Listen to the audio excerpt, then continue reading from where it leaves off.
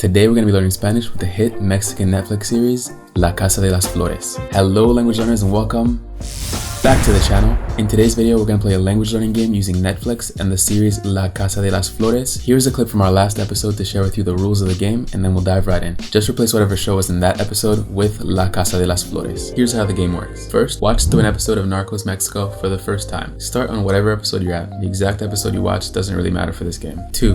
Whenever you come across a word or phrase you don't know, write it down. And you're going to get points for these later, so find as many new words and phrases as you can. 3.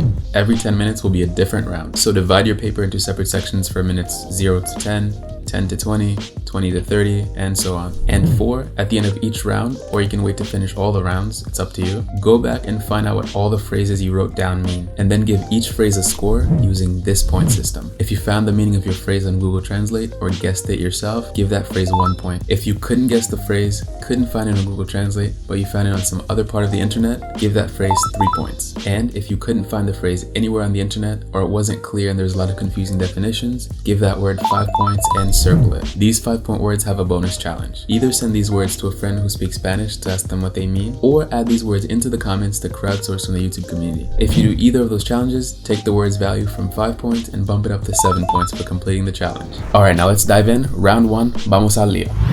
La Casa de las Flores came to Netflix in 2018.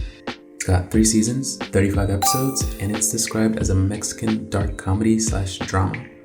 I'm not really sure what that is, but it feels like an accurate description. The main plot revolves around a picture-perfect family that owns a flower shop, but behind the scenes there's a ton of dysfunctionality and tension that build up to a lot of drama. It's a pretty laid-back show, energy-wise, and the speaking pace is good. It's pretty slow to moderate pace, so you can pick up a lot of good Spanish even if you're not a super advanced speaker. You'll also pick up on some Mexican-specific phrases, so that's a plus as well. So in round 1, we found 5 words for 7 points. First was redención, which means redemption. Decía, yo creo que en un momento de redención pensó. Then was hermético, which means tight or closed off. So when describing a person, it means someone secretive that's hard to read. Mi marido es igual, hermético. Then was consentida, which means spoiled. ¿Cómo tú eres mi consentida? Then we had the word híjole, which is very Mexican. It means sort of dang. Híjole.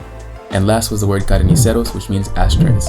Los ceniceros, esos que tiene así. 5 words and 7 points. Let me know if you beat my score in the comments, and if you didn't, round 2's your chance. Time for round 2. Vamos al lío.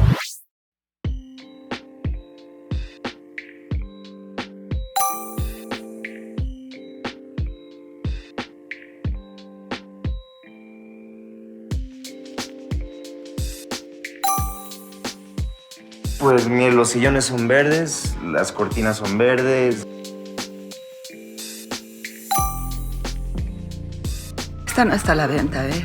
Yo tengo mi planta en casa. In round 2, we found 3 words for 3 points. First was cuate, which means buddy. Qué mala onda lo del primo de tu cuate. Pobre. Then was sillones, which means armchairs. Pues mire, los sillones son verdes, las cortinas son verdes. Then we had estar a la venta, which means to be for sale. Esta no está a la venta, ¿eh? Yo tengo mi planta en casa. Let us know how you did in round 2 and if you beat my score. And if you didn't, here we go for round 3.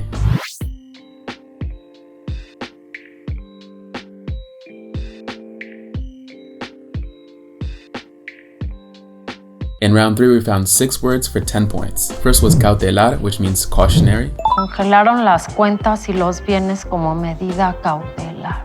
Then was naquísimo, which is a Mexican term that means sort of vulgar. Perdón, Julián, pero esto está naquísimo. Then was atorado, which means stuck or obstructed. Echar la mano porque tengo un problemita ya atorado. Then was letrero, which means sign. Mira, Delia, vamos a tener que poner un letrero allá afuera que diga. Then we have redimirte, which means to redeem yourself. Si quieres redimirte con esta familia, sí. And lastly, we have orillar, which means to lead, often to an extreme. Pues nos orilla a llevar caminos que uno jamás pensó que.